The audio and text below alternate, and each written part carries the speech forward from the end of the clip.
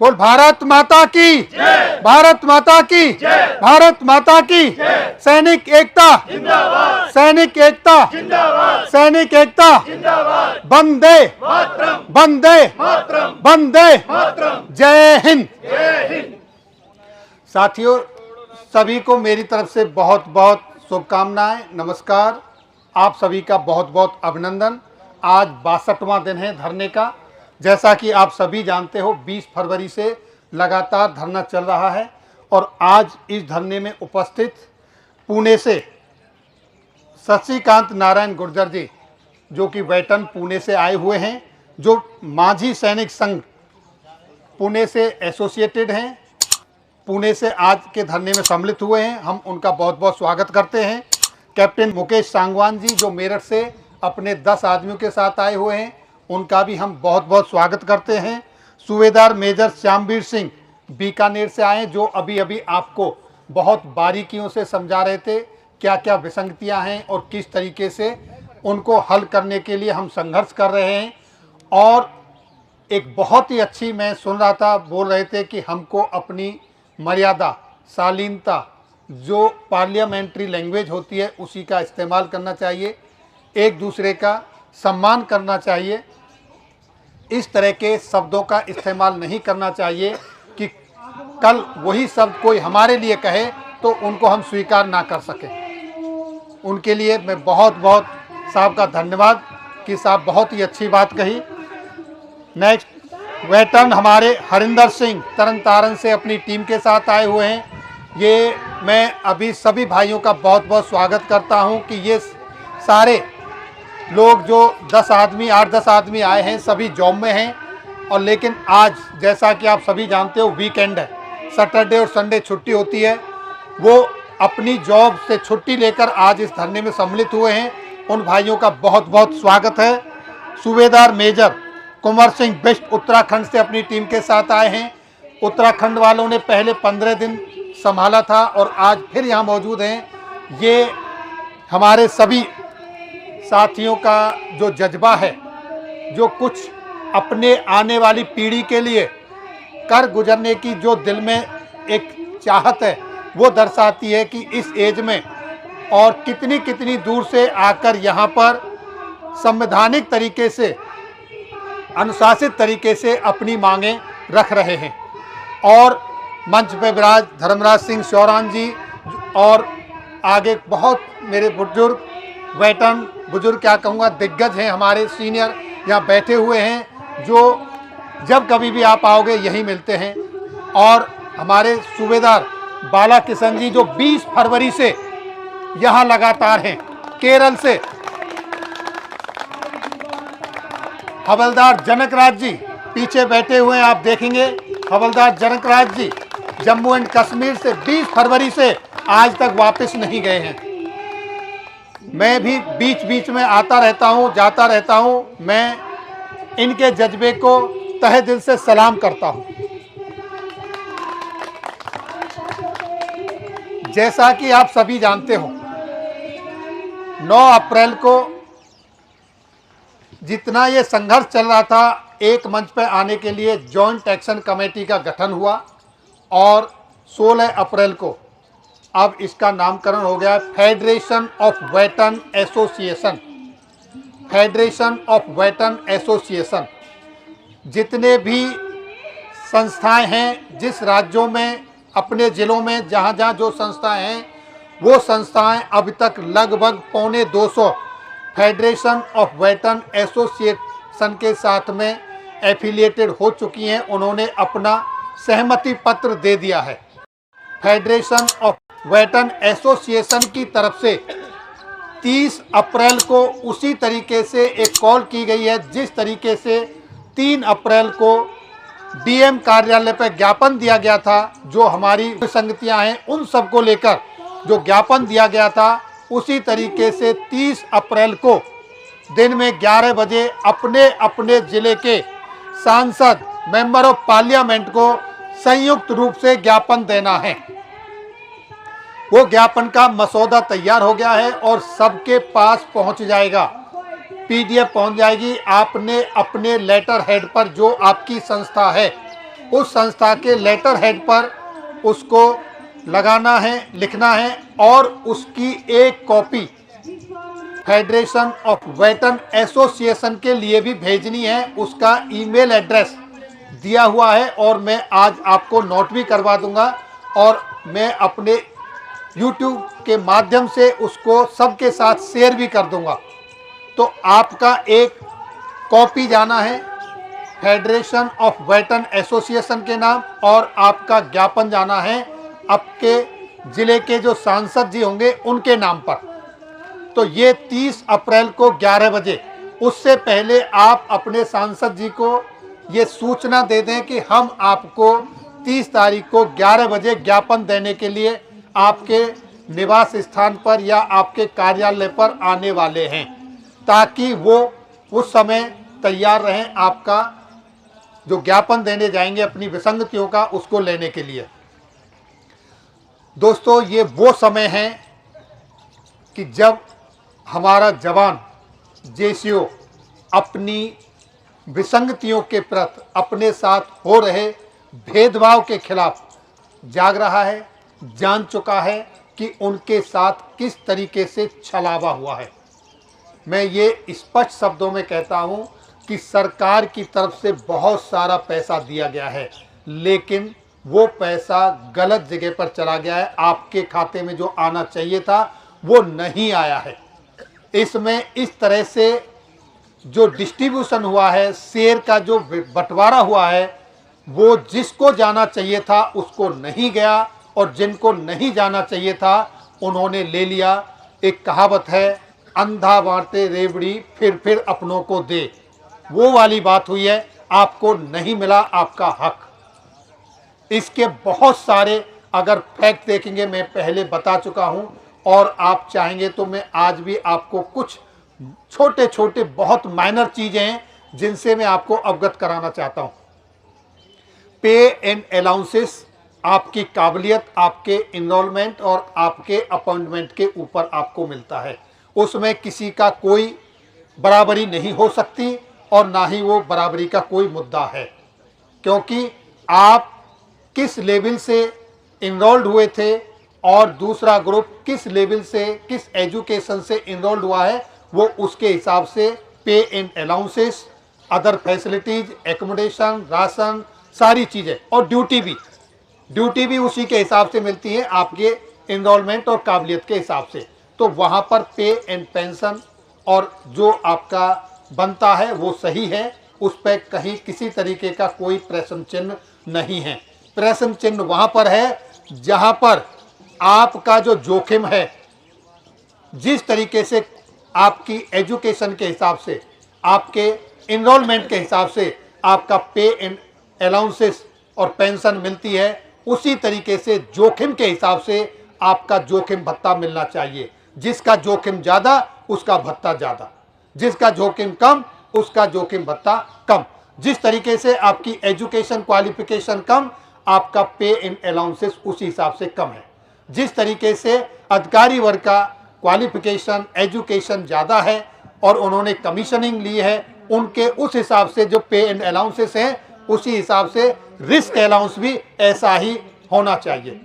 दूसरी जो डिसेबिलिटीज हैं, जो अपंगता हैं, जो आपको ड्यूटी के दौरान, चाहे वो ज्योग्राफिकल कंडीशन की वजह से हो, प्राकृतिक आपदा की वजह से हो या किसी ऑपरेशन की वजह से हो, जिस तरीके से आपकी डिसेबिलिटी बनती है वो डिसेबिलिटी अलाउंस आपके जोखिम के हिसाब से मिलना चाहिए। लेकिन शालीनता और समझदारी देखिए, जिसको सबसे ज़्यादा जोखिम है वो फिर भी सबसे ज़्यादा की मांग नहीं कर रहा, वो बराबरी की मांग कर रहा है, और जिसको सबसे कम जोखिम है वो सबसे ज़्यादा जोखिम भत्ता लेके बैठे हुए हैं। यह है सबसे बड़ी विसंगति। OROP ने तो सिर्फ आपकी आंख खोली है, विसंगतियां तो इससे पहले आपके साथ पहले से होती आ रही हैं। आज के धरने में हमारी मैडम बैठ जाइए प्लीज। हम आपको बहुत बहुत हाथ जोड़ के स्वागत करते हैं और मैं चाहूँगा कि एक बार क्लोज अप कैमरा में लेके दिखाएं कि इस एज में हमारे जवानों की फैमिलियां इस धरने में आ रही हैं। जो भी इस चीज को देख रहा है, समझ रहा है, कुछ तो शर्म आनी चाहिए, कुछ तो सोचना चाहिए।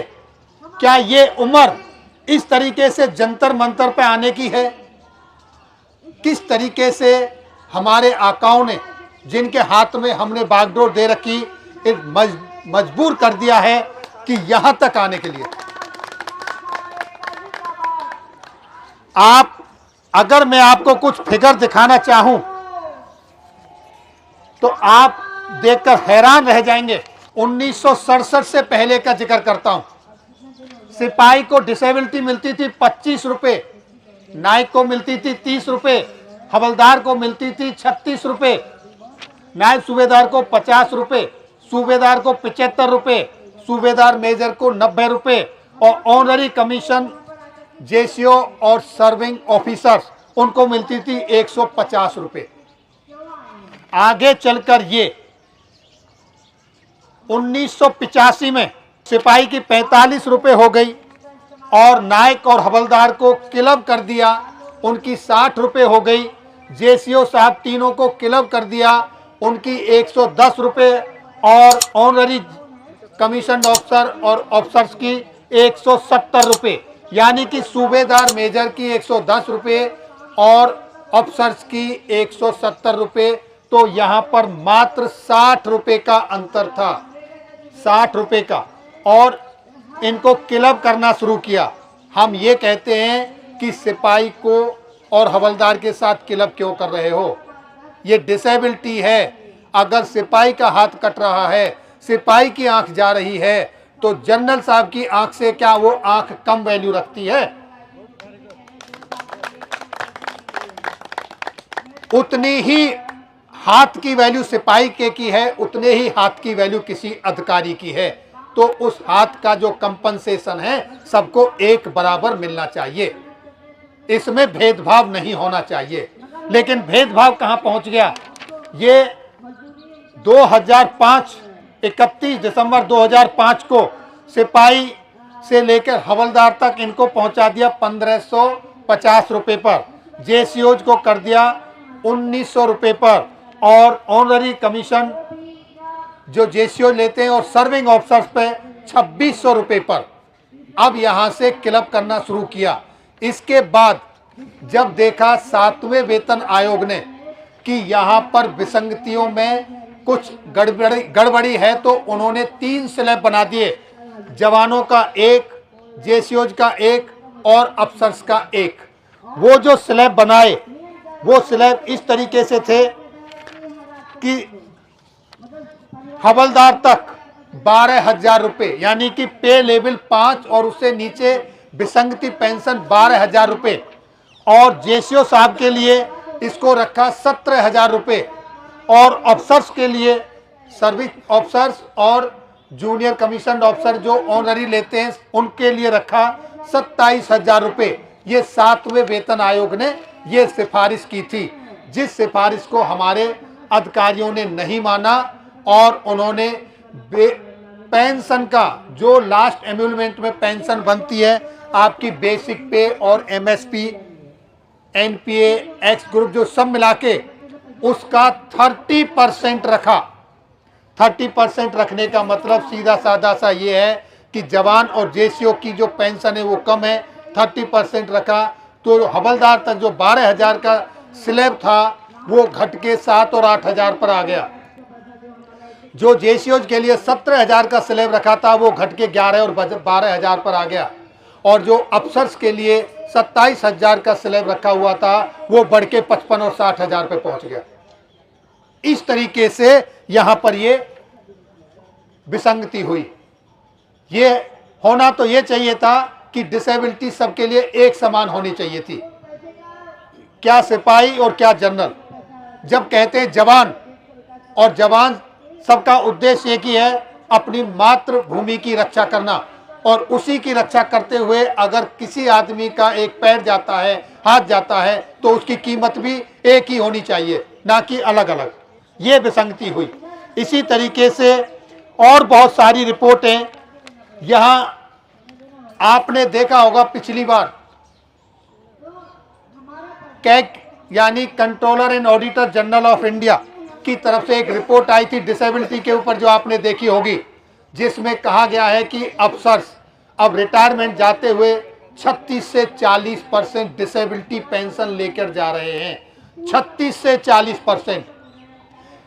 और हद तो जब हो गई जब मेडिकल अफसर्स का आंकड़ा ये 50% को भी क्रॉस कर गया। यही 7वें वेतन आयोग की रिपोर्ट में 2006 में जवानों की जो डिसेबिलिटी का रेशियो था वो था दोस्तों 18.9 और अफसर्स का जो रेशियो था 13.6 और 13.6 से कहां पहुंच गया 50% पर, और जवानों का रेशियो वहां से घट के 60% पर आया। ये 7वें वेतन आयोग की रिपोर्ट है, जिसने अपनी रिपोर्ट दी है। ये कोई मेरे आंकड़े नहीं है, ये वेतन आयोग का जो तैयार रिपोर्ट करके रिकमेंडेशन दिया था उनके आंकड़े हैं। और कैग के आंकड़े जो 23 और 24 के लिए आए हैं, उन्होंने तो बस सरकार की भी आंखें खोल दी और उसके ऊपर पैनल बैठा दिया गया है। लेकिन अफसोस, हमारे चीफ साहब ने कहा था कि डिसेबिलिटी में लूप होल है, इसका नाजायज फायदा उठाया जा रहा है। और आज इंक्वायरी भी वही लोग करेंगे, लेने वाले भी वही हैं और उसकी जांच भी करने वाले वही लोग करेंगे। तो आप क्या समझते हो, यहां क्या सवाल तो पैदा हो रहा है, मैं क्या कहूंगा, आप सब समझदार हैं, सब समझते हैं। इस तरह की विसंगतियां एक नहीं अनेक हैं।